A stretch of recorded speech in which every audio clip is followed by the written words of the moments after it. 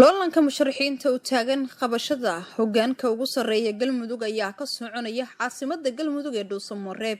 haddaba hogaan nooca ay u baahan tahay galmudug waxaa sharaxaya siyaasi cawil oo inta badan ka falaqooda arrimaha siyaasadda. hogaan galmudug waxay u baahan tahay hogaankaas oo ah hogaan aan ahayn hogaan la soo keenay oo la sido ee hogaan iskeenay u baahan tahay isagu guddoon baarlamaan ku-xigeenadiisa madaxweyne iyo ku-xigeenkiisa kuwaasoo ah kuwa ay iyagu hamiyey inay ummaddaas samata bixiyaan ee nin sariirta jiifkeeda inta jiifka loogu taga la soo kiciyey oo qolada soo kicidana ujeeddo ka leedahay asigana ay kala han weyn tahay madaxweyne galmudug aad naqata uma baahno. waxay galmudug u baahan tahay in loo helo halka ay taagan tahay hogaan u dhabar adeegi kara gara kara taariikhda siyaasadeed ee sooyaalka galmudug. waxay u baahan tahay galmudug hogaan aan dakana siyaasadeed qabin oo aan asigu dakana siyaasadeed qabin oo aysan u aalin caqabada siyaasadeed ayuu u baahan yahay galmudug. galmudug uma baahno qof loo adeegsado ee waxay u baahan tahay galmudug hogaan u adeega ku dhegu waa oraah ay soo qoraan lana adeegsado markii la qorayo dadka xigmadda ehelka u ah sida abwaanada indhe dadka suugaanyahanku ay soo alifaan.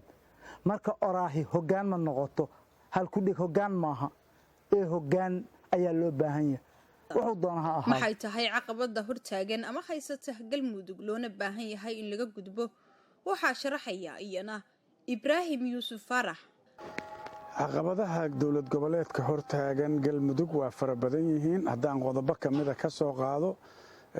dowlad goboleedka galmudug waa dowladda ugu xagga resourceska ama wax soo saarka ugu yar dowlad goboleedyada Soomaaliya.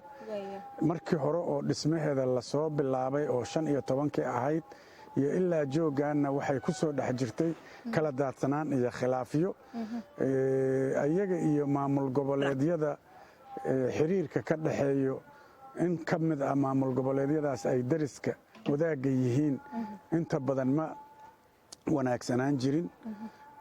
waxaana rajaynaynaa maamulka cusub in uu la yimaado schedule iyo walaalayn iyo daris walaalayn oo loo baahan yahay loogana gudbo caqabadihii soo noqonayay oo jiray 5 sano.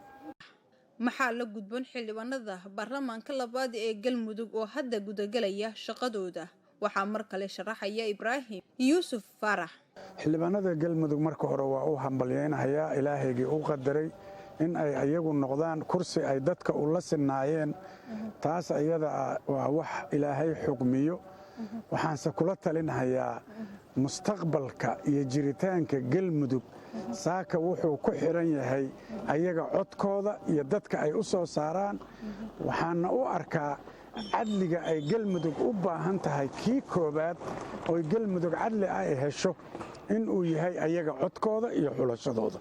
4 sano ay jirsatay galmudug waxaa soo wajahay caqabado fara badan oo ka soo food saaray dhinacyo badan waxaana shacabka reer galmudug ay hadda u dhararayaan hogaan ka samata bixiya dib u dhacyada dhinacyada badan ka soo wajahay galmudug. Fartuun Maxamuud Axmed, Fartuun Filsan, 5 Somali TV, Dhuusamareeb.